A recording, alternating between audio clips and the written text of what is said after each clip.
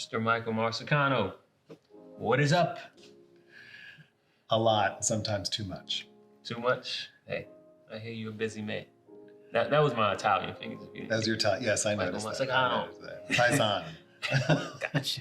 No. But appreciate you coming over. I'm delighted to be with you. Have this bridge builder conversation with me. Again, I know we don't know a ton about each other. We've had conversations. We've even been able to work together a little here. Right. And excited about this conversation because there's a lot I just don't know about your world. As the president and CEO of the Foundation for the Carolinas, sixth largest foundation in the country. It's a lot of money that flows through that place. It is a lot of money. It is a lot of money. How much is a lot, though? Let's just start there. How much is a lot? Like last year, how much money flowed through the foundation into the community? So the assets that we hold are about $3.5 billion. Okay. And if my numbers are right, probably about 400 just plus flew out of the foundation into nonprofits, mostly in the region, but everywhere, because the foundation's funds, many of them are family funds, and they direct their funds wherever they want them to go. But most of the money is in the region. Gotcha. Yeah, I started with money. That's not where I really wanted to start. But we can start again. But again, Bridge Builder Conversations, I definitely want to get to know Michael Marsicano, not Foundation for the Carolinas, President and CEO. And I would love to just, again, understand more about your origin story. Where are you from? How did you grow up? You're only child, X, Y, Z. So share a little bit about it, if you don't mind. Well, I appreciate the approach because we are often seen as where we work. Sure. And there are people behind the absolutely. Jobs. So thank you for that opportunity. So I grew up on the North Shore of Long Island. Okay. It was a Norman Rockwell type town, mostly white, overwhelming. My father was a public school teacher. My mother did not graduate from college, but she worked in the public schools. Okay. And the great thing about being on Long Island, we were on the water, and that was lovely. But we could get on the Long Island Railroad in an hour, be in the bright lights of New York, which is how I got a lot of my arts interests.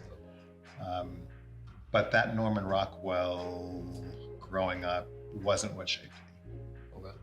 What shaped you?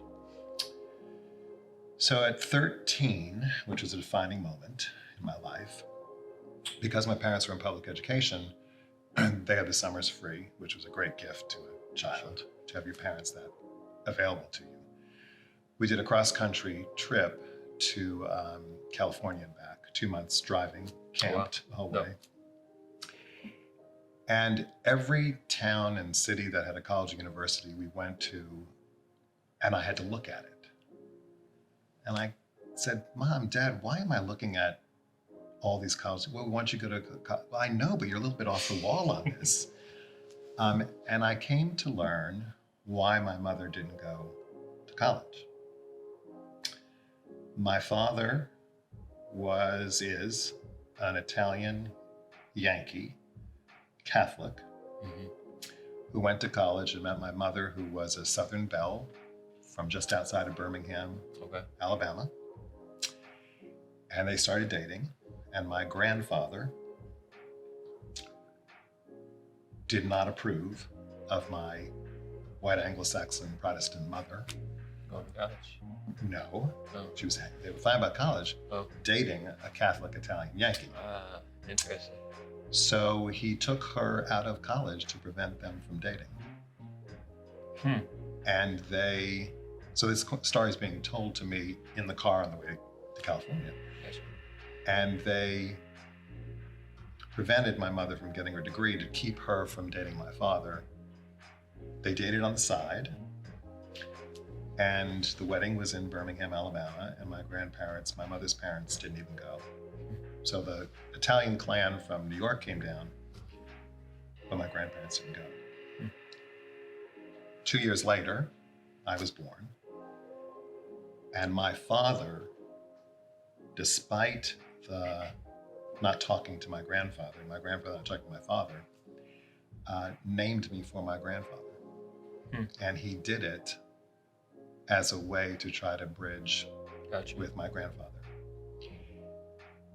And that, and because my mother was prevented from getting her college education, that's why we were going everywhere. Gotcha. Okay. But the point about all that is I had this sense that, and it in fact happened. My grandfather melted. All right. He wasn't going to reject his first grandchild. My father named me after him. And so it stuck with me as I had some kind of a responsibility in all that. You see yourself as the reconciler between them? It affected me that way as a teenager. And it has stuck with me all the way through. And so whether I have been successful at building bridges, I have come from that. I couldn't believe my grandfather would prevent my mother from going to college because of who she was dating. And it kind of shaped me. Gotcha. Interesting. So as you shared about the neighborhood you grew up in, you said that it was very white. Why did you add that? I added it in part because I don't know if everybody who knows who Norman Rockwell is. Sure. But Norman Rockwell is an artist that presents a very white New England, Gotcha. Northeast Gotcha. portrayal. So it looked the part and it existed. And right. Okay. Gotcha. How would you say that shaped you growing up in I'll call it a white bubble? So it was the same cultural differences between my grandfather and my father played out in my experiences between watching my mother's family in Alabama and watching this overly white, this majority white, Sure. majority white community in New York. And so I wasn't seeing people different from at least my appearance in New York. But then I would go and spend time with my family in Alabama, which was a much more diverse community, but in which my grandparents had a housekeeper who was African American, a gardener who was African American. Gotcha. See where I'm going with that. And I had this disconnect between these two different worlds. Gotcha. And I guess in Alabama, and you, I guess that being your engagement outside of the white bubble in New York, but at that time, did you notice the difference in positioning, I'll put it that way, of the people of color that you now had proximity to? Absolutely. But what was striking to me is while there was this clear subservient role, there was also a affection and a love that I didn't understand. I didn't understand how those things could be caught up in the same thing. Sure. In fact, I've had a lot of debates over the years between Northern folks who think there's so much more progressive about race relations, and find that they don't even know people different from them. And people in the South, while there were negative parts of that relationship, there were also some positive parts of those relationships, and confused by all of that. What would you say were the positives of that relationship in that period? Well, it was this. While there was subservience, there was an affection, an emotional connection, and frankly, my mom is no longer alive, but she actually, even with experience with my dad, she never quite got past emotional prejudice. Explain. Intellectually, she got it. Explain. Because her whole life was growing up in that subservient view of the world, and yet she would talk about how much she cared about the housekeeper in the community, in her home. Interesting. And have you seen the movie The Help? I have. Okay. Is that kind of what you're describing? Well, there are some to certain there are degrees, some white depending on characters the in there characters, who were, exactly. who were ugly. Sure, and, absolutely. And no, that was not my perception of her family at that time. And I don't think that's the way it was. But there are other experiences in that are Gotcha. very much. I resonated in watching that movie. Gotcha. No, that's interesting, and even what you bring out about again, Northerners, so progressive, ahead of the curve, everything, you know what I mean? And it's funny, I talked with my wife about this, who's very involved in DEI equity work, and I noticed the same difference. And my thoughts about it is, again, the South, slavery, and the dynamics and the ripples and aftershock of that, which still exists with us now in Charlotte and beyond. They are very much in your face to where you go down. Yeah, very clear. There's a difference. Right. You know what I mean? Up north, and again, you can't stereotype all of up north for its places and its people, but up north there is that air of, oh, we're so progressive and we're ahead of what's wrong with you Southerners type deal. But I do believe proximity to difference and being more of a melting pot of different cultures, ethnicities, XYZ. Yes, New York feels like that, and very much from the density perspective, much more proximate, you know what I mean?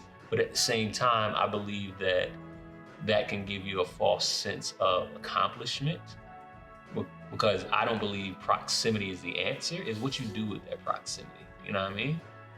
So I feel like, oh, look at us in New York, you know what I mean? Which again, is cool. I love New York for that. So again, you be on the subway and you hear so many different languages, cultures around you, but at the same time, it's like, how much engagement, how much of this is happening amongst that difference, or do they just exist in this dense population to where they have no choice but to, again, be faced with that difference, but they don't really, how would I say, they don't leverage it, or they don't take advantage of that in a relational way. Does that make sense at all?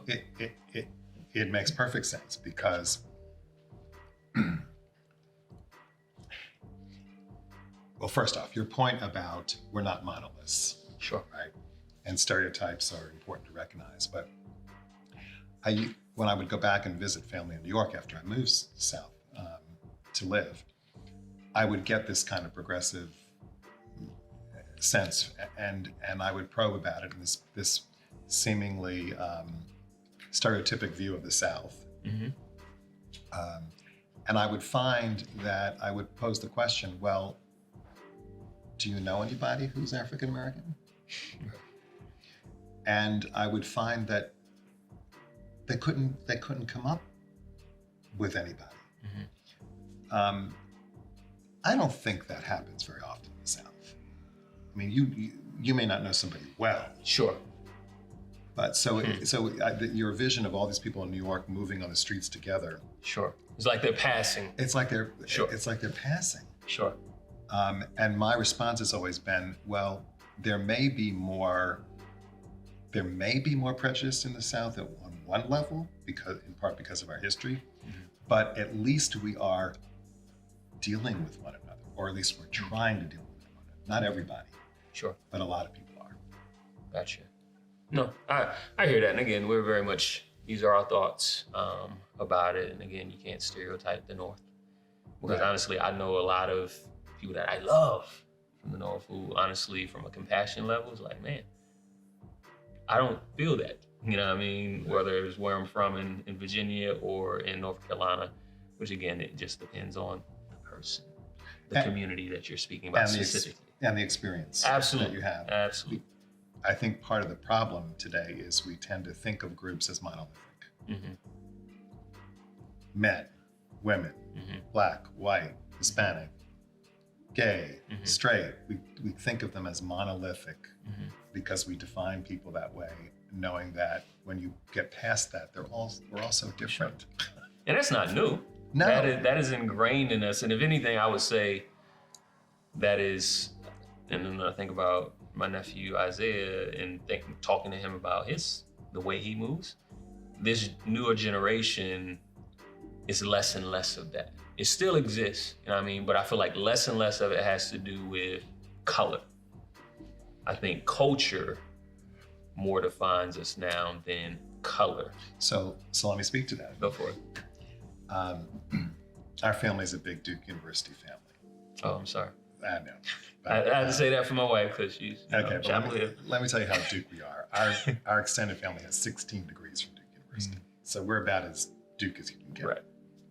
And I had the privilege of serving on the Duke board for 12 years.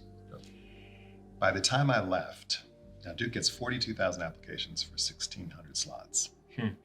By the time I left, the Duke University student body was 50% students of color.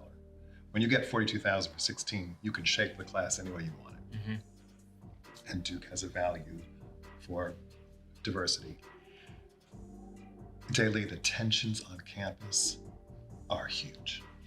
We have thrown together rich, poor, poor on huge scholarships because Duke's very well heeled.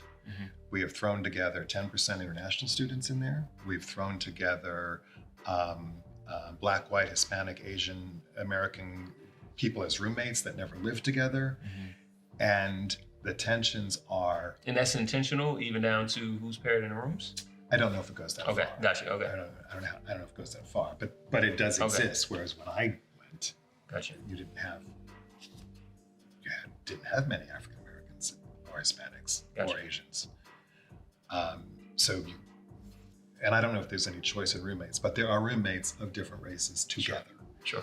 Is the point. And there's a lot of tension on campus. And my last, when I retired, you get to say something to the board. And my last statement was, in 2043, we flip. In 2043, America will be majority minority. The brownie. Right. Sure. We've created that at Duke now. And these students in 2043 will be leaders of their communities.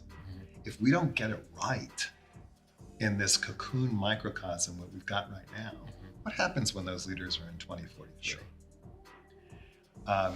So I do think the younger generation is moving beyond, in many ways, color definitions, color stereotypes, but the cultural differences are still huge. I also found that about 15 years ago, we decided we wanted to integrate our church. And we have about 5 Black families who joined the church. How many years ago was this? 10 to 15 years ago. I can't remember exactly. And you say you made the decision to integrate? The church valued this and wanted to try to reach out to Black families. Jamaican families joined. Now, why? Jamaican families have the Anglo religious tradition coming from England. They don't have the African American gospel tradition. So it was not a Black or white issue. It was a cultural issue. They were more comfortable in an Anglo setting, even if the majority of the people there were white. Sure. And so we can't deny these cultural differences. Sure. That's no, I get it in that sense. There's just a lot of layers in what you just shared on a couple of points. Why I asked you when the decision was made to integrate. It's like, was that 60 years ago? 60. And when you say 10 years ago, it's like, again, that's early 2000, 2010-ish. You know what I mean?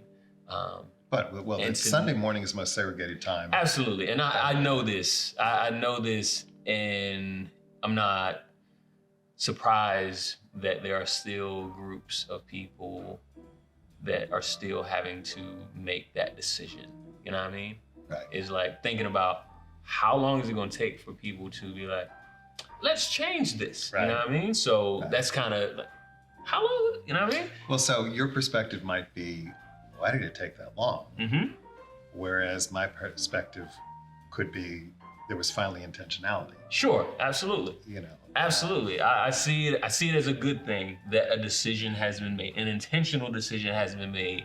At the same time, and definitely from my perspective as a Black man, is like, and not just for me, probably for my parents and their parents as well, is like, how long is it going to take? Well, You know what I mean? Well, and speaking of length of time, so I moved here in 1989 to run the Arts and Science Council.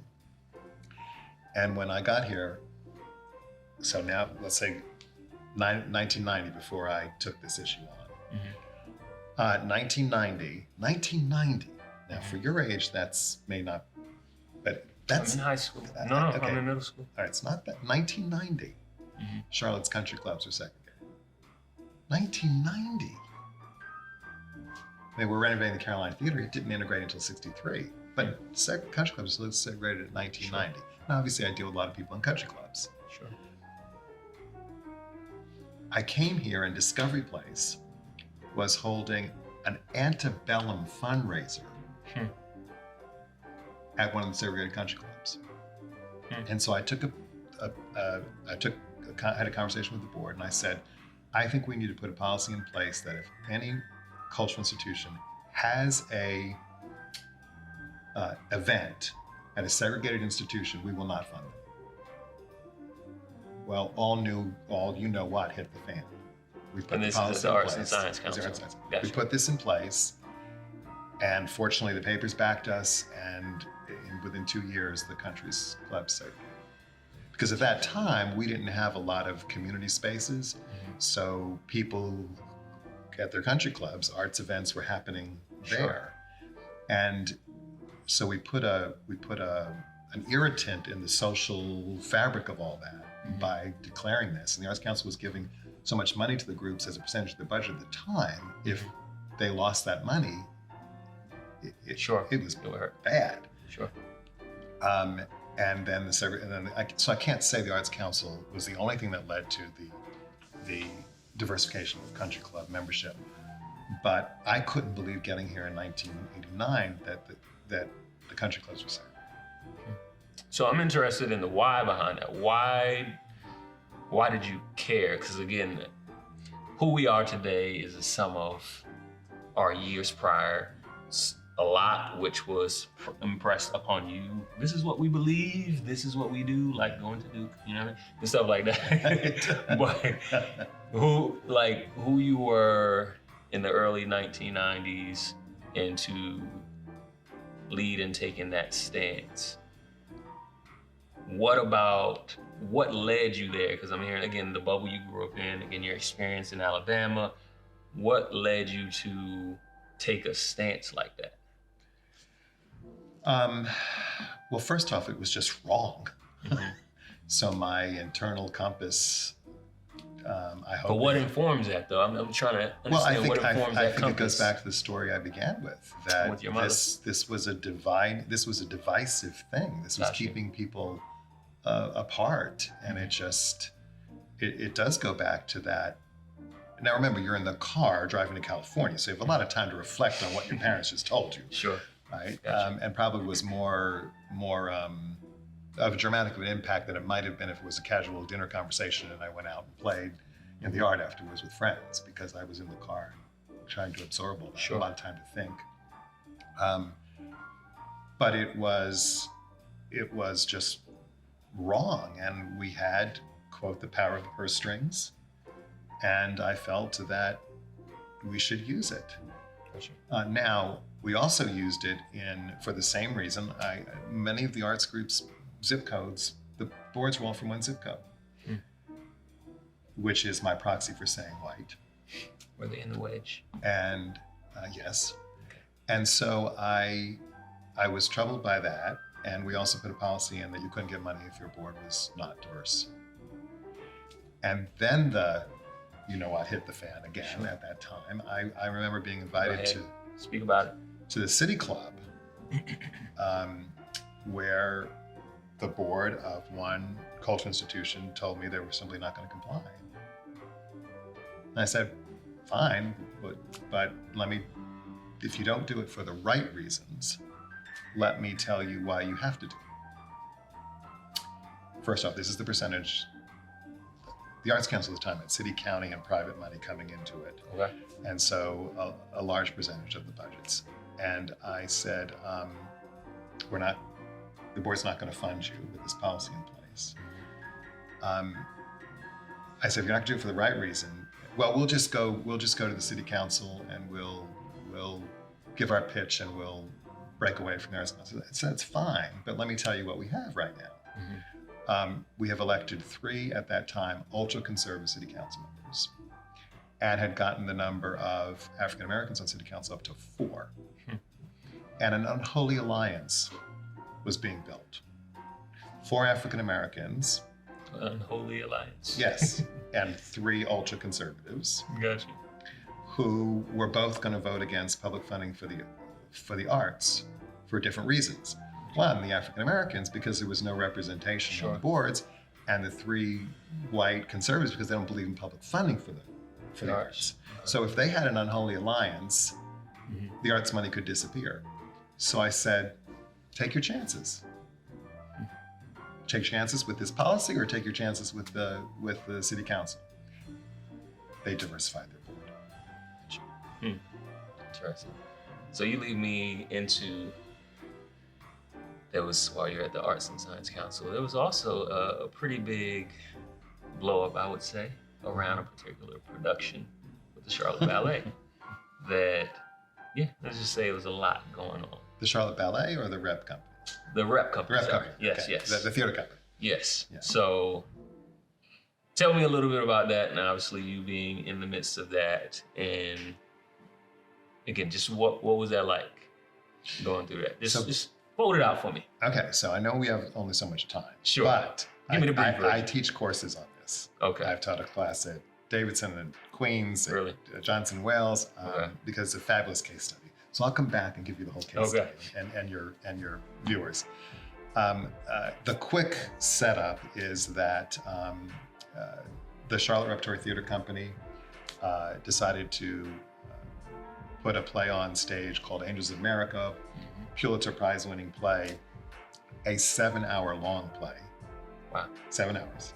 Nice. It's usually done with a break for lunch or in a nap. Or in a nap, that's right. It's very draining emotionally, so you actually need one. And it was early in dealing with the religious right, homosexuality, politics. It was all in there. And a group of individuals who were against gay rights wanted to stop the play. Now, they couldn't do it on that ground. So what they did, and as an artist, this is an interesting piece of history. Okay. What they did is they found in the law at the time, nudity in any way, shape, or form in North Carolina was against the law. Gotcha. And there's a nude scene in that production. So they went after that. They couldn't go after, their motive was against the subject matter. And the district attorney threatened to close the Performing Arts Center because they were against the law. The Performing Arts Center sent a letter to the theater saying they had to clothe the actor in that scene. And the theater said no. The theater took the Performing Arts Center to court, and the judge set the law aside for the run of the play. It was the highest grossing play the theater company ever had. Okay, well the county commissioners that didn't like this play had nowhere to go except to take money away from the Arts and Science Council because we stood behind the play. Sure. So we were defunded by $2.5 million for standing up for the play. And that was a really hard time in my life. My oldest son was 8 years old, and no one in Charlotte today that wasn't there can imagine just how controversial this was.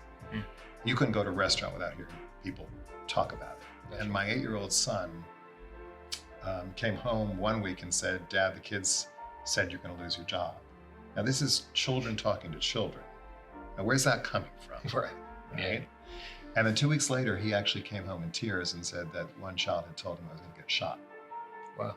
Where is that coming from? My wife is an ordained Methodist minister.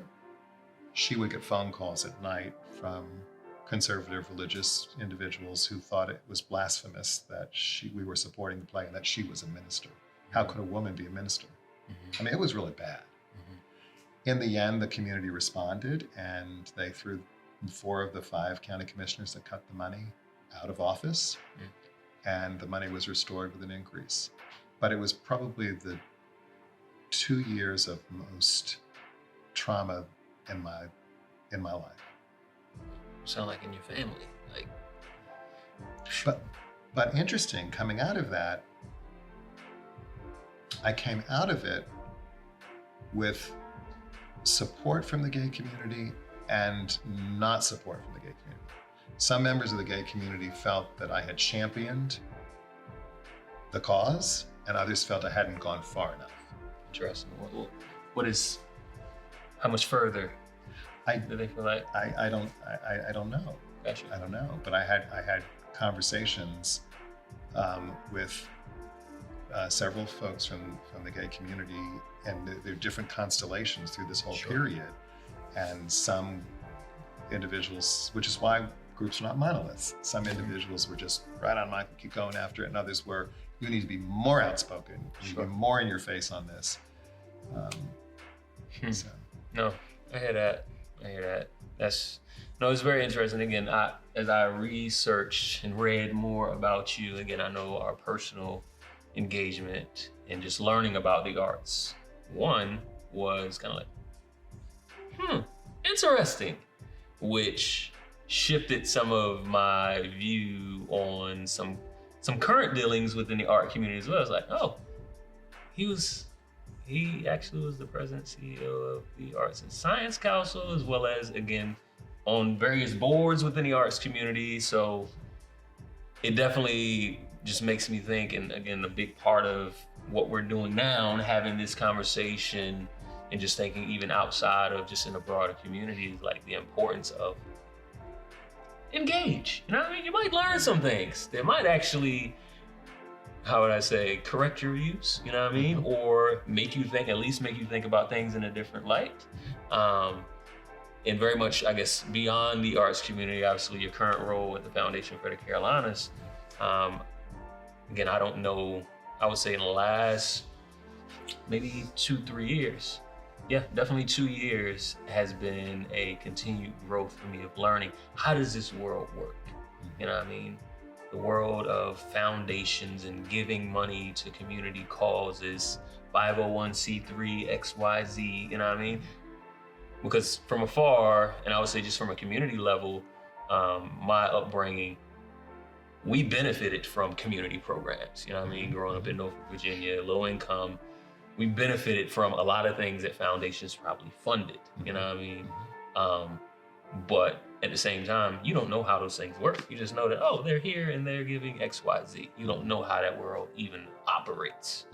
But like my creative agency, Hugh House, which you know about, we pretty much launched around the arts, parks, and education conversation. If I simplify it, we didn't see our faces. We didn't hear our voices in that conversation. We heard a lot of white voices, a lot of tall white men who have opinions. It's like, okay, cool, where are we? And also beyond race, from an independent artist perspective, we didn't hear many voices speaking about the importance of it or the benefit and how it should be operated. You know what I mean? So what was the defining moment of you realizing that? You said it was the discussions around the sales tax that we put forward, or? Yeah, so I want to say there was months of pretty much realizing between myself, our partners David Butler and Davita Galloway, and just realizing that at that time I was on the leadership with Creative Mornings, and my role was very intentional. I performed at Creative Mornings, and a song Imagine, which is very much on par with what we're doing right now. Imagine what could be if we did more of this, XYZ. And Matt and Tim's like, hey, we'd love to have you on a leadership team. So I agreed, because pretty much they just asked me to do what I was already doing, being a bridge builder and leveraging the power of art to bring people together. So I agreed. But even within that, and not just them, in a lot of the faith communities, Elevations, the Forest Hills, where they want the same thing, I just noticed that there were certain boundaries that needed to be put in place, or else my color, my culture would be taken advantage of and not truly valued in the way it should be. So with that being my experience, and Davida having years in the community supporting Black artists and creating space for Black artists, David Butler within more of the streetwear arena and the retail space, and understanding that dynamic of culture, for us, it was a thing of, we don't see ourselves in leadership positions to fight for us, to speak for us, and make sure what our needs are specifically as a community. Because I believe in the idea there is an arts community.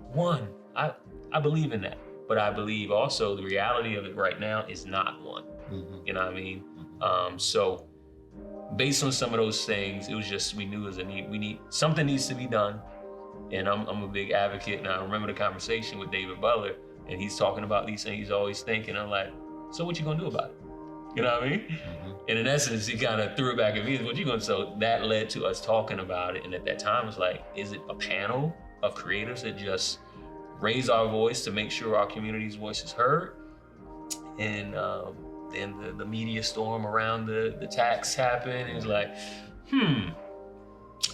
something we appreciate the philanthropic efforts that are done and granting funds within the arts community, but at the same time, we believe at the core that we can't be subject to the whims of someone caring about it one moment, not caring about another. So it's like, no, we need to launch a business, a creative agency, where we can build a sustainable business, but also at the same time, leverage our voices for those in the community. Again, if they're looking to get grant funding, but also equip people to, just start a business so you don't have to depend on that money. Right. And somebody who doesn't understand your needs feeling like, oh yes, I'll give you money today.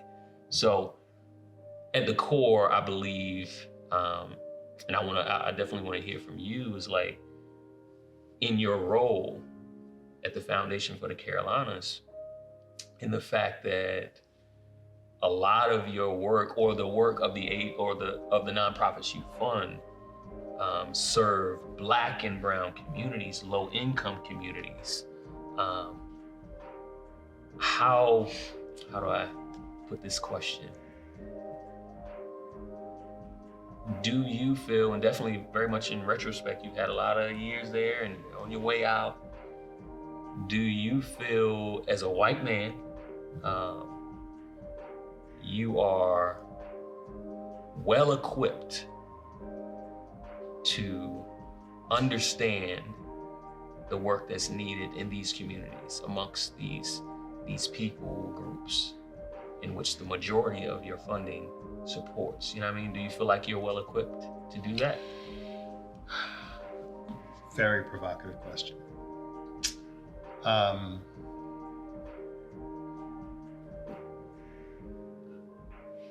I might have thought at one time that I was well equipped, but I think I've had some recent experiences that suggest that I'm not as well equipped as I should be. And that's just an honest answer.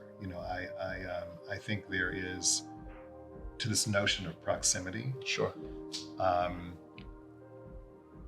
I know all the nonprofits that are serving the populations that we're talking about, that you just mentioned, but I don't know how much I really know those populations. Gotcha. So how do then I judge the quality of the work that's being done in the nonprofit if I don't know the populations that they're serving? So that's a blind spot. And I'm kind of a bit dismayed to say at the pretty much close of my career that's a later awakening. Now I'm not going to be self-deprecating either. I mean, I think that there's a lot that I do know. Sure. But there's a lot that more I could know or could have known along the way. Sure. No. And part of what, if I don't know as much as I should know,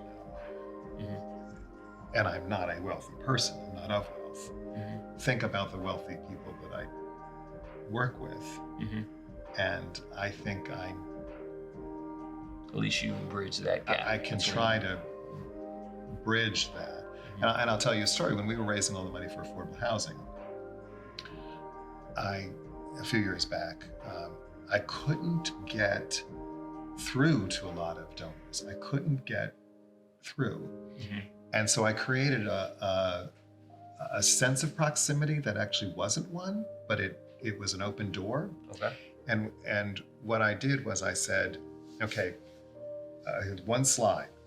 Here is the person that waited on your table last night when you went out to dinner.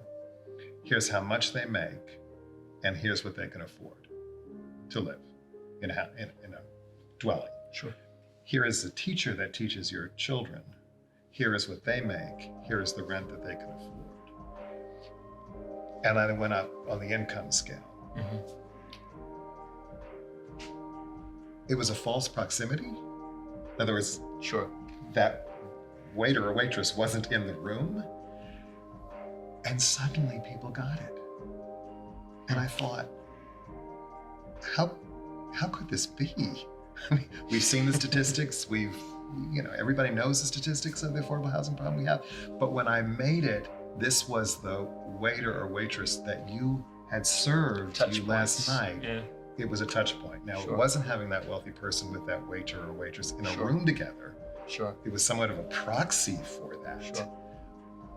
But I saw people open, and I saw money flow.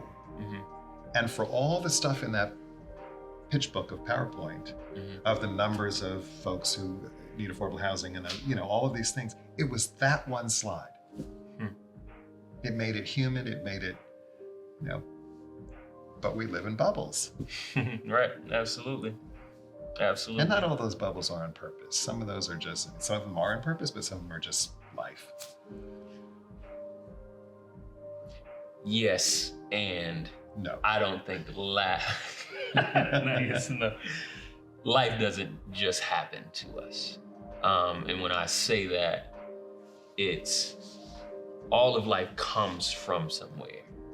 And a big part of why I asked you about your origin story is the fact that who you are today is a sum of all the parts of the past. Some that was impressed upon you, some that you picked up and acquired.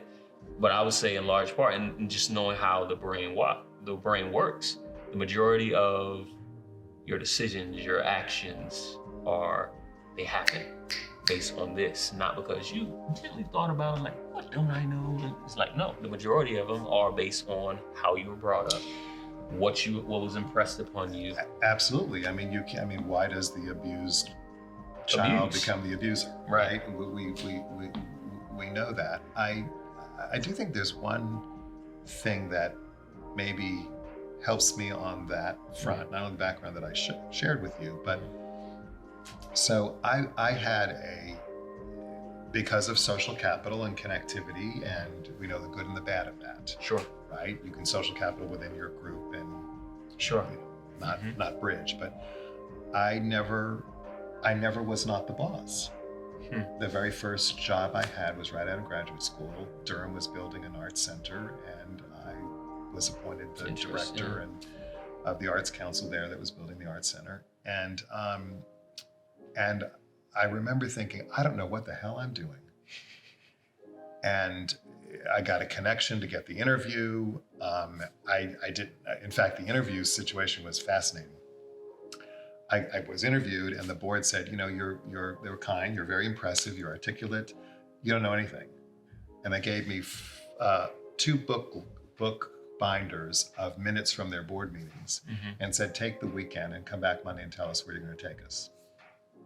So I did the only thing I needed to do at that time. I got with 3 other graduate students. We had pizza all weekend long. We read different parts of it. We divided it up, and it was like a case study. And by Sunday night, we had come up with what we should do. So I walked in Monday and I presented it. I got the job, and I sat down at my desk 2 weeks later. I said, what the hell am I going to do? My point in this is, because I didn't have that kind of mentoring by anybody in coming up, that have always been the boss. Okay.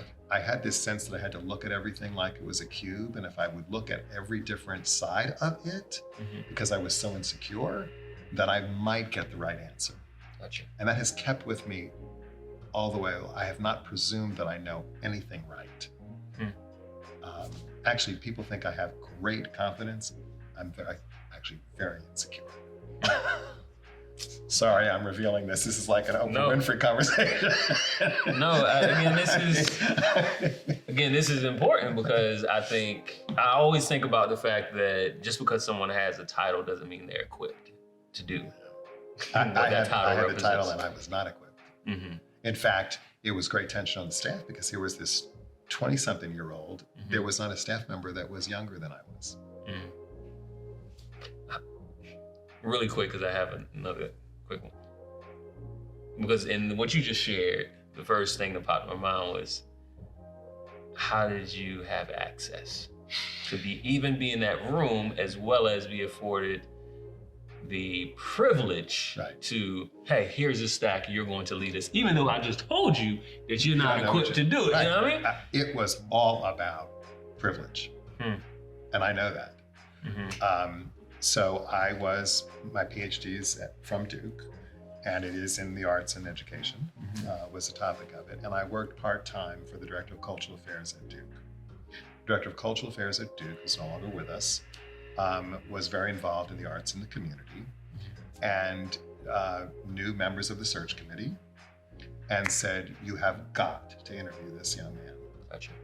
And I would never have even gotten my foot in the door if I hadn't. Now, I don't know anything that happened more than that. Sure. But it was clear to everybody that I didn't know really what I was doing. I was green, completely green. I'd never run a staff before.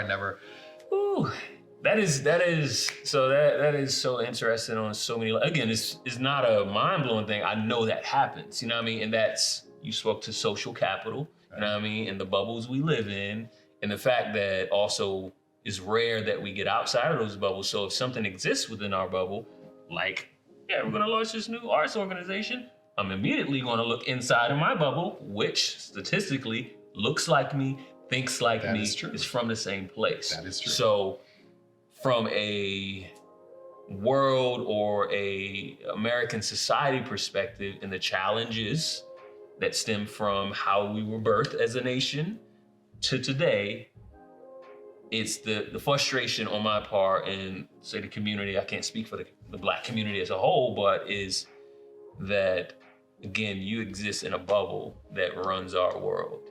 And the awareness or lack thereof of awareness that you exist in, because it's the whole idea, if you have privilege, there's no need for you to think about who doesn't have it. You know what I mean? So I agree, but then I like to think I was shaped by these other forces, right? That we've talked absolutely. About. So your experience with your mom and seeing that, absolutely. Right. So it's we're all complex and combinations. But even with those other points that would be counter to that, the example of what that experience represents. Sure. So I woke up to this the other day, and it's too late, but I woke up to it. I thought back on this notion of social capital and bridging and building social capital, and I said, and the bubbles we live in, and the number of letters of recommendation I wrote as a trustee for students from Charlotte who wanted to go to Duke was plenty, a lot. Overwhelmingly white people who contacted me that I knew, who said, would you write a recommendation for my son or daughter? Well, I have a policy that I will interview them first. I don't just write a letter of recommendation. Gotcha. I want to have a level of integrity to it. I give them the hardcore stats about the competitive nature, and I tell them what I think about whether, I think they can get in, and if I decide to write a letter, I will put their best foot forward. Gotcha. I never thought to go to West Charlotte and ask the principal, who are your top academic Black students that I can write a letter for? It was all because people who knew me got to me. Sure. And there's only so many times in a day, but this gets back to the church discussion. There has to be intentionality. Yeah, absolutely. I would have written it for anybody that was qualified to go to Duke, regardless of their background. But the social capital was that mostly I was going to get white families who wanted to have the children go to Duke. But I should have thought, Mm-hmm. I need to balance this out. Sure. And I need to go to these principles. And I thought of it after I was off the board. Interesting. So, no, being intentional, and I think, and definitely here in Charlotte, where the foundation exists, where obviously you are, thinking about all of the conversation, post the Chetty study, and all the data, all the information we have. And legit, I see Charlotte as America's magnifying glasses on Charlotte. Mm-hmm. We're in dead last upward mobility, you know what I mean? And we're also the 2043 flip. Is that right? Census has just come in, where 41%, the city of Charlotte is 40% white, non-Hispanic.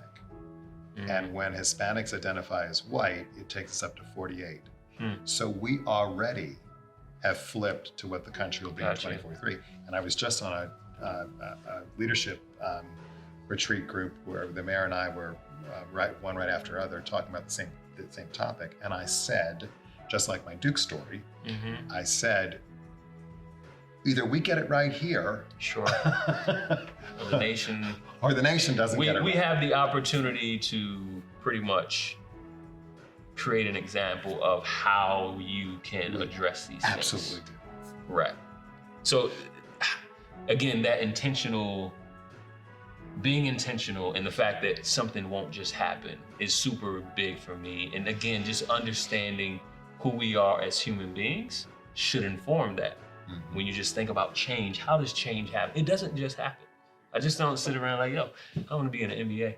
You know what I mean? And I'm just gonna say it's like, no, you have to be intentional in doing what it takes to be there. So in the same way, when it comes to, social issues, justice, inequality, XYZ, and addressing these things, upward mobility, it's like just saying that you're gonna do something and having good intentions is never gonna change anything. You know what I mean? Right. But putting the work towards that and being committed to it, because again, if you think about slavery, how many hundreds of years? Again, we're not as far from it. To your previous examples, like we're not too far from this illustration. We're not. And the idea that, hey, let's get this 2-3 years and it's like, no, you need to put in almost just as much time, if not more, to repair that damage.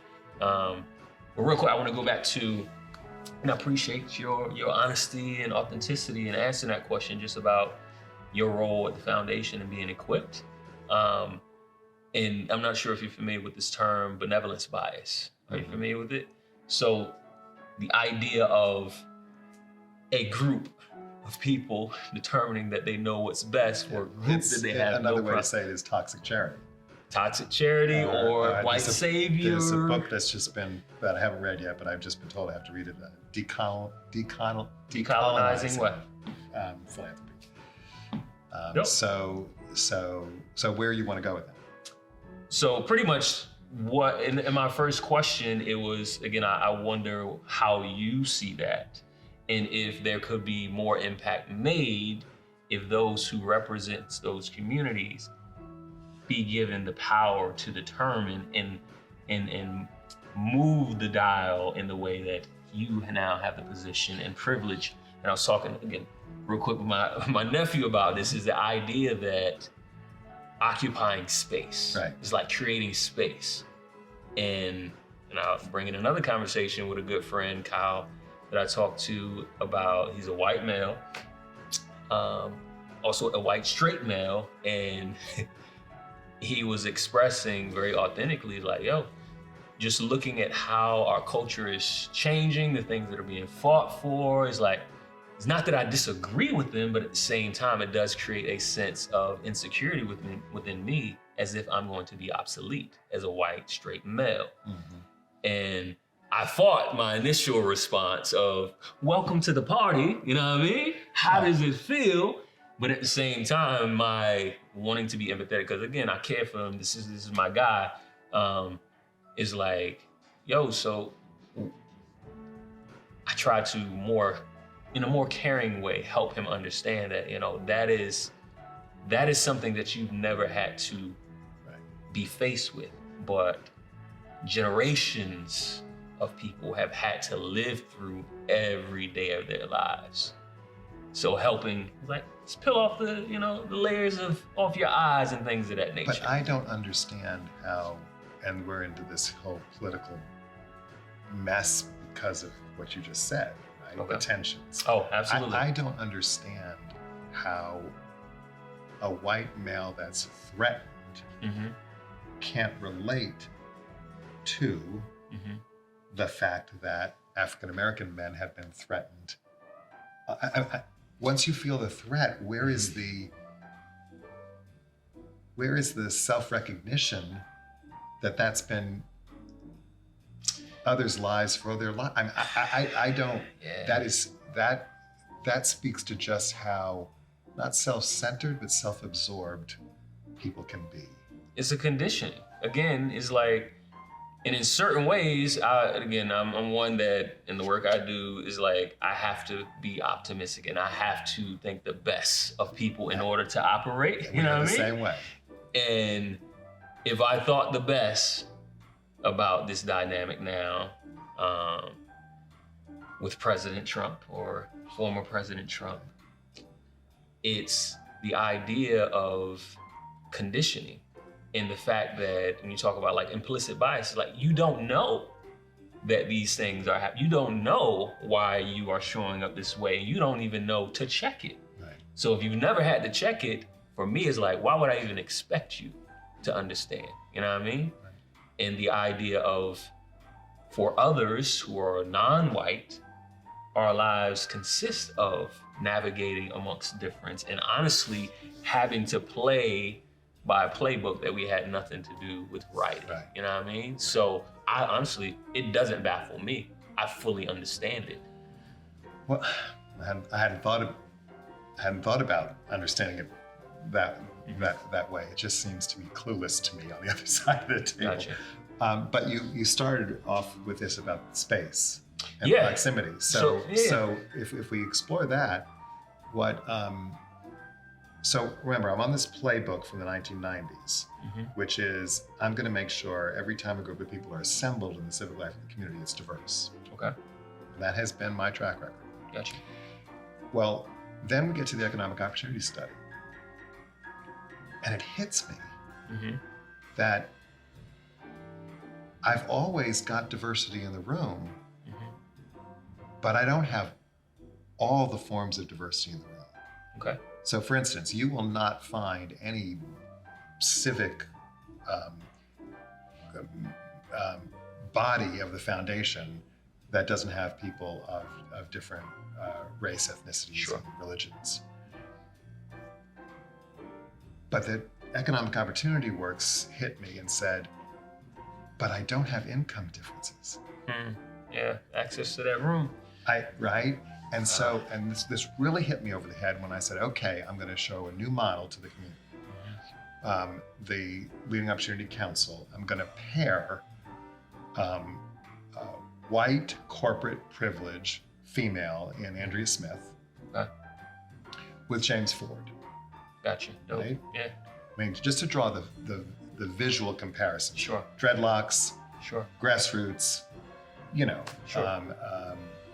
African American, and I'm going to pair these two. I'm going to pair these two not only for the symbolism in that, but for the authenticity in that. And I hope he wouldn't be upset with me sharing this story. It wasn't confidential, but James said to me, is this a paid position or is this? Yeah. Dae-Lee, no one ever asked me that. So I'm in this bubble of diversity at one level, but all people who have the time to give to civic involvement. Absolutely. And I was dumbstruck at my own blind spot in that.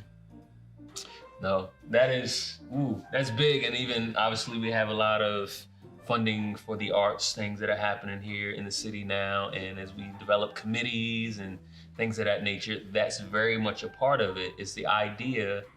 And even with our work together with Investing Creators, like, okay, cool. If they have an arts organization that's 501c3, easy money.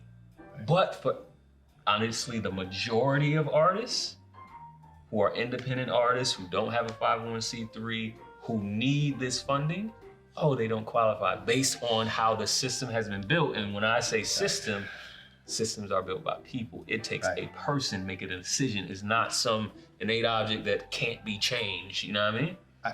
I agree with you completely, but there's a lot to unpack here on this. Yeah, and we ain't got time. No, Absolutely. But because there are, so for instance, I've had in a recent conversation about some cities that provide low-cost housing for artists. Sure. Right? And this particular person is passionate about doing that. And we got in this conversation, and I would love to see that happen. But in the conversation, it dawned on both of us, okay, we have 24 to 36,000 people housing. Why does an individual artist, and you know I'm passionate about the arts. Go for it. Why does an individual artist deserve subsidy in housing versus anybody else with another profession? And that kind of hit me. Someone asked you that question? Yes. Okay. And how did you respond? Well, I didn't. I mean, this was just last week. I was, I had my passion arts hat on. I'm all for it. Wow. And I thought. They use a deserve word? You said, why do they deserve? Well, in the sense of, not that artists don't deserve, but so too do other people that are not artists. So what is the, this is not what was said, I'm taking it to it. Absolutely. What is the privilege of the artist getting this when other people of this Other people like who? Like anybody that doesn't have the same income level. Okay. What? So this is and I actually didn't have Dae-Lee, I didn't have an answer to that. This is interesting because I feel like we had a similar conversation like this again around the COVID funds and the arts last year, and the idea that people classify or talk about artists as if they're not humans and if they're not a part of this. Yes, they are people too. They have the same needs as anyone else. Right. And also, again, use the word deserve, and off top, that kind of threw me back because the idea is, who gets to define deserve? Who gets to define deserve? You know what I mean? Well, in this context, it was, and now let's for a moment talk about artists who haven't made it, right? Because we're talking about it because the conversation was a conversation about income level. Sure, gotcha. If everybody in whatever profession they have is at this income level, why would you take this one group and give them subsidy? Something that everyone else at that income level would right. have. Okay. It was not. It was almost it was not necessarily that the person was against it. It was, how do I justify it? Gotcha. So I don't want to mislead you. Okay. No. That makes sense. I get that wholly. And I mean, for the record, I started the first individual arts and grants program at the Arts and Science Council. Okay. Dope. It was small, but it was a beginning. Gotcha. And I had wished it had grown larger and larger over time. But I actually started in Durham and then transported the idea here. But it was a small amount of money. So I'm all about it. But philanthropy is all based on this 501c3 designation of nonprofits, for which philanthropists get tax deductions, i.e. pay less money to the government in order to give to a nonprofit. Have you read Winner Takes All? I have not, but I have. Put that on your list. Okay. Winner Takes I've All. heard It about talks about that dynamic. Okay. And the origins of all things nonprofit. And in the end, my big takeaway from it is the idea of continually doing good. And again, we give ourselves a badge, you know what I mean? But yeah, doing good work and we're giving money away, blah, blah, blah, blah. Without actually the thought of, man, what if we stop doing the negative or the bad that necessitates us continually having to do good? Like the idea I pick on McDonald's. What if you actually stop selling food that was bad for people's health. Right. Then you wouldn't have to give so much money around childhood obesity, XYZ. So that dynamic, as well as tax breaks, is a big part of it as well.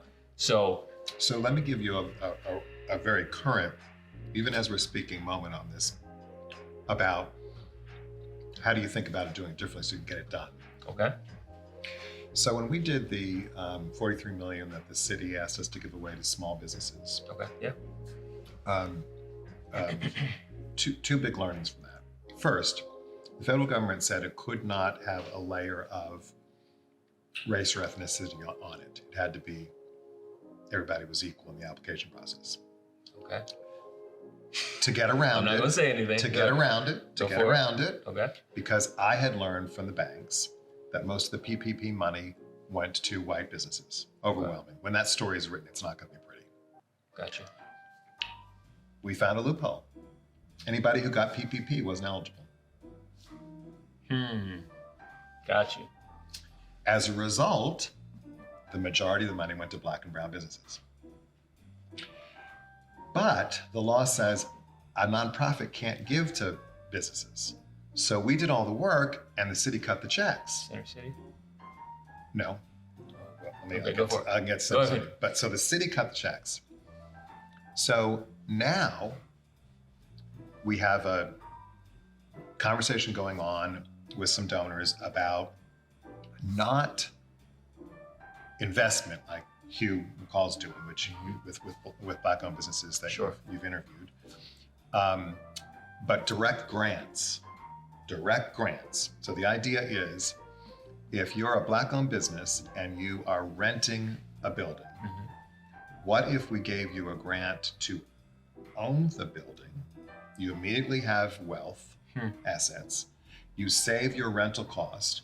You pour it back into hiring more people. You build wealth, you hire more people. What's wrong with this picture? I am going through all sorts of legal analysis to see if I can even do it because of the system. Gotcha. But like the PPP, I've kind of found a way. But the systems are what they are. And your point about systemic change, which is, you didn't say it that way, but that's what, people have to find their ways around them if they can't change them.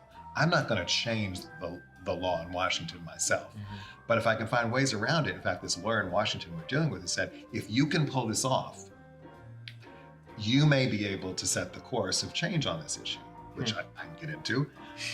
So stay tuned. Okay. No, that's dope. And I mean, legit, what we did, Invest in Creatives, I felt was to a degree that, you know what I mean? It's like, hey, this is what's currently happening. It was thankfully when brought to individuals, again, county, city, you as well as attention, being able to be creative and find ways to meet the needs that, again, the system ignores, you know what I mean? And I think that's the only thing that I would hope is, like, systems are what they are. Definitely want to work to change them, want to fight to change them. But until they do, hoping that we remain creative, nimble, and open-minded to the fact that, okay, until this change happens, let's be creative and do what we can in the moment, rather than, well, just be patient, just wait. Ain't trying to hit because it. system change is the hardest thing that, you know. Absolutely, it's very necessary. Absolutely, and but chipping at it is at least a beginning. Sure. And this is an example of chipping at it. So we got a long way to go on that. I think it's going to be very interesting. I mentioned this 2043. You know, we don't vote monolithically by race. Sure. I'm going to be the minority at 2043. Yeah. How will systems finally change when that happens? And again, I'm always intrigued as you're on your way out, and even and talking, having my conversation with Hugh McCall, is like, he's out of the game. You know what I mean? There's things Thanks, Hugh. there's things that he talks about, and he's learned and grown in that. In retrospect, is like, well, interesting, and I'm glad.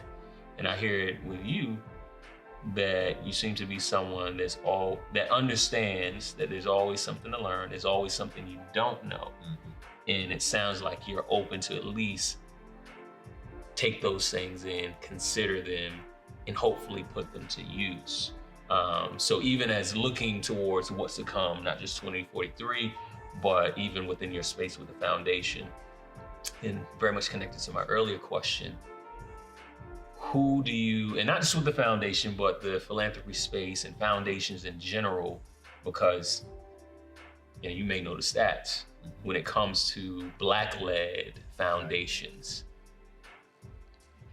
Generally, what do those stats look like? Black-led foundations or Black-led organizations funded by foundations? Black-led foundations, as well as we can talk about. Well, there are not many.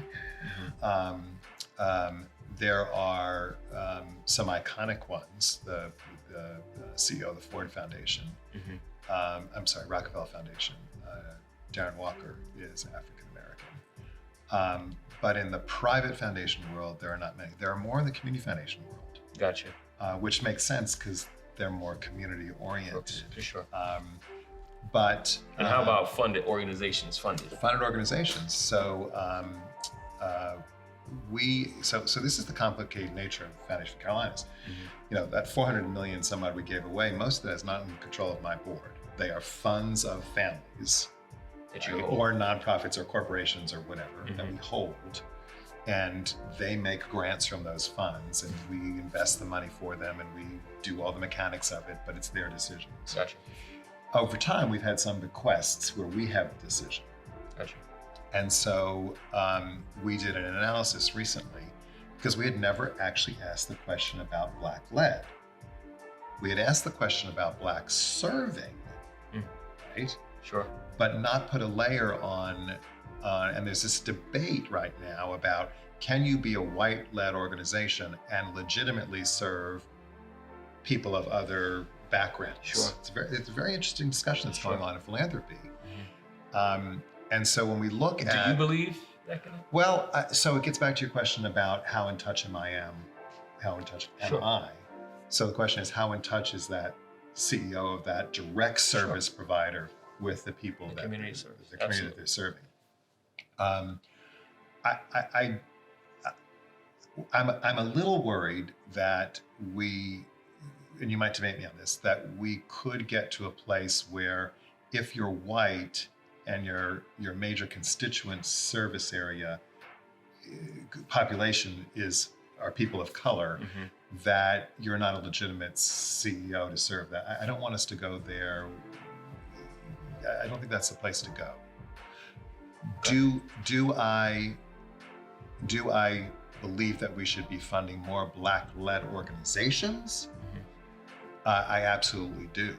And so when we did the analysis, we found that a large percentage of the discretionary dollars we have was going to organizations that were serving significant populations of color. But only, I think 15%, if I got it right, were Black-led. Sure. So now we're putting a layer of, okay. Not just the foundation, but also the organization you fund. Right. Sure. We've got to think about what about this discussion on Black-led versus white-led, Black-served, to be that specific. Sure. And what can we learn from all of that? And and you helped with this, you helped Brian, my colleague, when we did the COVID response fund, gave a lot of money when COVID first hit to keep people housed and fed. And you helped us, and the actual diverse committee helped us find new voices in Black-led organizations that were nascent, that we didn't know about it even existing. Absolutely. And we funded them. And so there's a lot to learn.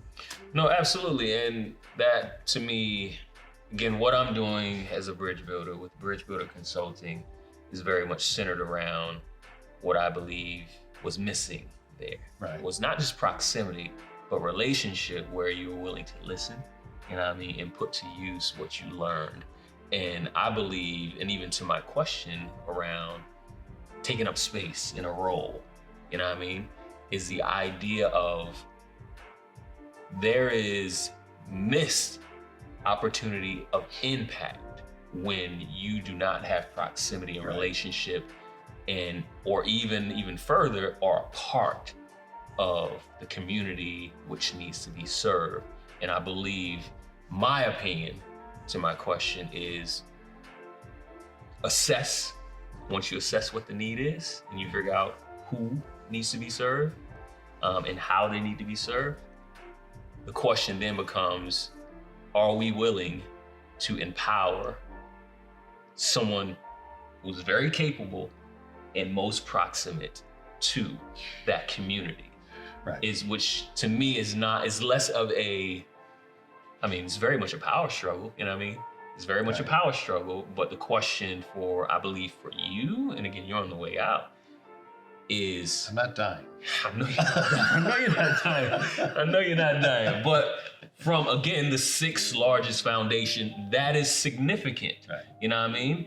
And there's only one of those roles at that 6th largest organization. So, foundation. So to me, I believe who replaces you is a big decision that could change a lot. When you talk about changing things right now, I believe a simple decision such as someone who is more proximate and reflects the community in which are being served, or funding the organizations that serve those communities, could be critical to where the foundation goes. And just like you said, and we both said this, as Charlotte moves, the rest of the country could potentially move. So I believe that decision there could be a big turning point, and not just theoretically thinking about, that makes sense. Like, no, what are we gonna do with what now makes sense? You know what I mean? Right. So well, there's a couple of things here. Go for it. First, I want to back up just a little, then I'm going to go there.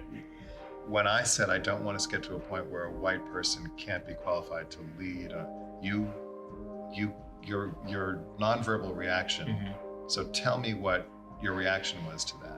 So if I understood what you were saying correctly, it sounds like there's a conversation saying that if the foundation is white-led or the organization is white-led, it can no longer serve the Black community or be funded to serve the Black community. Was that what you were saying? No, it was that just because that person is not of that community, it disqualifies them. And you were saying that you don't agree with that. I hope. Disqualifying. I don't think that's where Got you. And I would agree with that, because I believe, and I mentioned this to you before, and I say this to a lot of my tall white friends who happen to be males, you know what I mean, that represent the corporate sector, is the idea that, you know what, I want you to remain tall and white, because we know what that represents when it comes to power within our society. I want you to remain white and tall. I want us to remain in relationship. And I want you to continue to grow in your competency of understanding outside of your bubble for the sake of us being able to strategically move our society to be more equitable. So yes, I don't agree with that, because I believe, and through my own experience, that no, there are great things where white individuals have been the bridge for me to reach this, that, and the third. So very much important. And I value everyone. I think that's at the core, that's what I'm all about. Right. It's like realizing that there's value in Michael Marsicano as a white man, as well as there's innate value in me as Dae-Lee, a Black man. XYZ go down the line of difference, you know what I mean? There's innate value that you can't strip away. Okay, so I got that one clarified. Go for it. One thing, clarify the other. Okay. So when you said this is a defining moment essentially for the foundation, and they could decide to pick someone who is more in tune with populations, there was an assumption, or at least I received it, to say more than I am. And that's fine, and that's fine. What I'm struggling with right now is that because of the majority of fund holders at the foundation who are white wealthy, because of the way in which I try to be the bridge and get these things done. Yeah. Right? With that white wealth, but also elected corporate, the whole thing. I am probably not the person you're suggesting would come into next that could serve what you just said. But I'm also put in a category that I'm actually not in. What category is that? I'm not corporate Charlotte. Okay. I'm not well Charlotte. Yeah, I wouldn't, my comment I would say is not about, how would I say, being corporate, non-corporate, or legit. My perception, not just my perception, but what I'm saying has a little bit to do with the foundation, but has more to do with philanthropy as a whole. And these, again, crystal cathedrals, you know what I mean? It's the idea that even for serving the less of these, you know what I mean? People of color who've been disadvantaged, who've been treated less than historically, and 501c3 nonprofits, like, let's help those. And still being controlled by oppressors, you know what I mean? Those who represent oppression, you know what I mean? I'm not saying you specifically, but you understand what I'm saying, correct? No, I understand what you're saying, but I also want to know that, I want you to know that one of the things that I say to people about how blessed I have been to be in the profession that I have is I get to see the best in people. Sure. Generous people who want to do right, and nonprofits who are working their heart out to do right. And that's a real privilege. Sure. Not the privilege that we were talking about before, but just a privilege to be that. Understood. And there are a lot of very benevolent and generous white wealth. Absolutely, agree. Those folks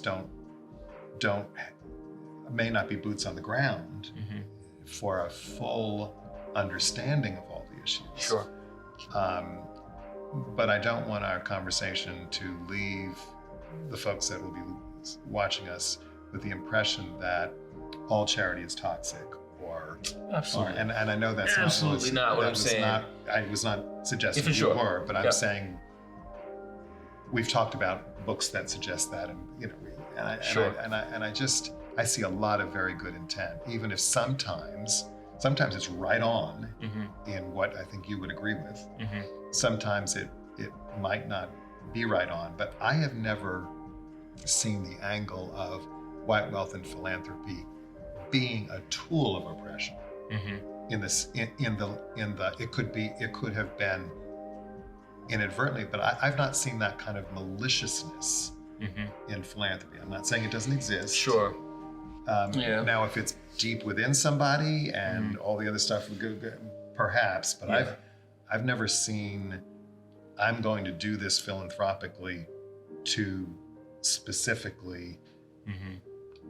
And again, this for me, I understand wholly what you're saying. I'm definitely not saying that throw the baby out with the bathwater. Right. That's not what I'm saying. And also, you mentioned this before, I believe you, and I'll use the word, pretty much a conduit to where, for those who are very much don't understand the importance of the work and the people who and communities who need certain things, you being able to be that bridge. Because legit, I'm very big on that. Like when it comes to diversity, equity, and inclusion, I'm very much a component or an advocate for, I need you, white man, to have those conversations within your own community.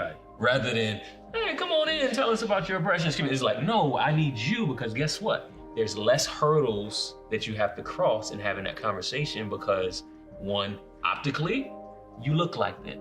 Also, maybe within society, you hold a similar place.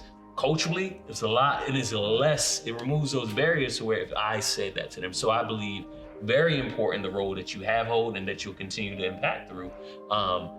But I would say that when it comes to and again, it's just using as an illustration who the next president of the foundation will be, it's more of a challenge of what is the next step in this progression? You know what I mean? What is the next step? So on that very specific point about me in terms of my replacement, and I've got 15 months, so I'm I'm still there. You're for a still little here. bit. We wrote.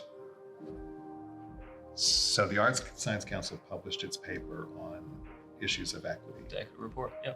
And we took a different approach with the foundation. We've written 2 papers. Okay. The first paper is, what did we do right? What did we do wrong? And what should we have done more to do? And the board has spent time on that paper. And now we just put our second paper forward, which is, okay, now looking forward with racial equity, what are we going to do? And in what we're going to do, one of the recommendation, or one of the tactical is, whoever replaces me has got to own this paper. Okay. Right? That should be a litmus test for whoever gets the job.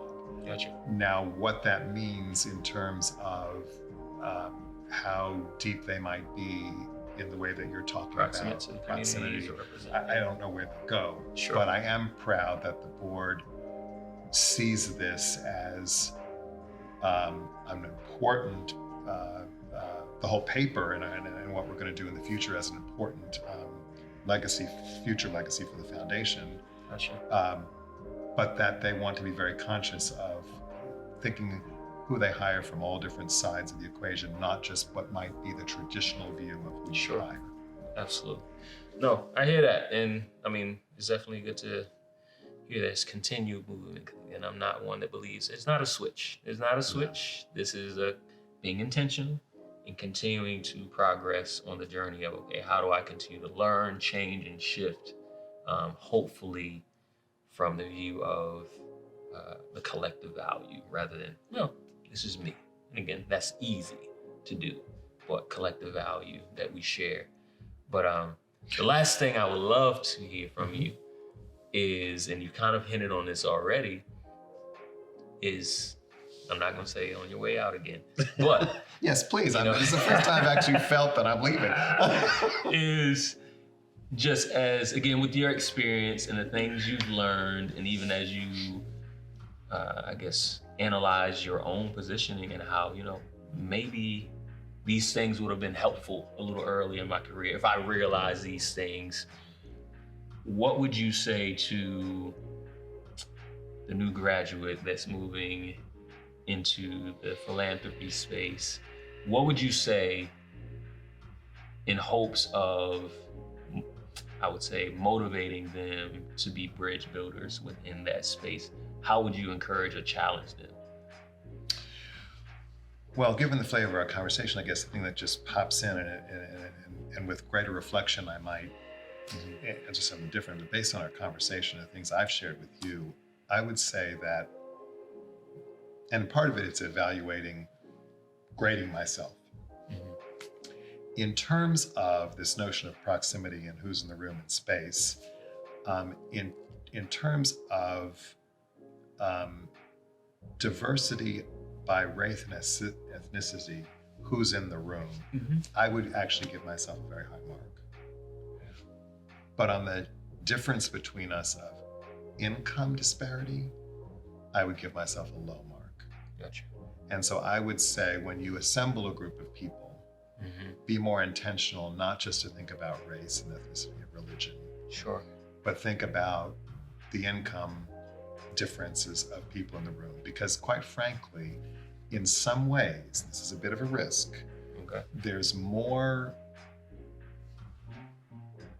sometimes more relationship between Black and white professionals who do very well financially than there are between African Americans who do and don't, and white people who do and don't. Absolutely. It's a cultural bubble. Right. Yeah, absolutely. So if you don't have the income levels in the room as well, you miss a very important voice. Gotcha. And I don't know why I missed that. I don't know why I missed that. Because you heard from the very coming here in 1989 and 90 with the country clubs. I was all in on diversity by these traditional notions of, I guess I don't call them traditional, but the notions of race, ethnicity, but I miss always having economic diversity in the room. I missed that. So I would say to my, hopefully you carry on in some of the things that I did, but then add to it, and who knows what other diverse types of diversities need to be in a room that we haven't even fully thought about. Sure. I mean, we need to be more intentional about the LGBTQ, LG plus community in the room as well. Absolutely. I mean, there are so many things we need to think about when we assemble a group, if collective wisdom is really what we're trying to get at. I am worried that while we all believe in the common good, I don't know that we agree on what the common good is. And if we don't agree on what it is, then we don't know what the action steps are required to get there. Sure. And you can't come up with a common good that everybody can agree to without everybody in the room. Sure. It takes this. It takes proximity. It takes authentic conversation, safe space to be honest and even admit. As honestly, I'll say, I appreciate you being able to admit, I didn't think I would have been. I think that's important. So before I let you go, I got a gift for you. I have Bridge Builder Motivational Journal. And this is 52 weeks of motivational quotes that I've intentionally put together, as well as reflection and action questions. Are these quotes? Are these your quotes? These are mine. Yes, this is from me to you, an autographed copy. What a gift! And the hope is that we create a community of bridge builders from diverse arenas and industries, leaders who are looking to let me be intentional about what I think and how I even probe myself internally so I can actually be a bridge builder within my industry. So, well, thank you. Absolutely. I will cherish this, and I will definitely read it and cherish it, and may prompt some questions to come back. Hey, that's what it's about. This is not the end. No, I may come back after reading this without the cameras on and the film folks here, and have more conversations. But I don't know that our conversation would have been any different without the film folks here. I hope not. Indeed. I appreciate you. All right. Stop. Thank you. Yeah.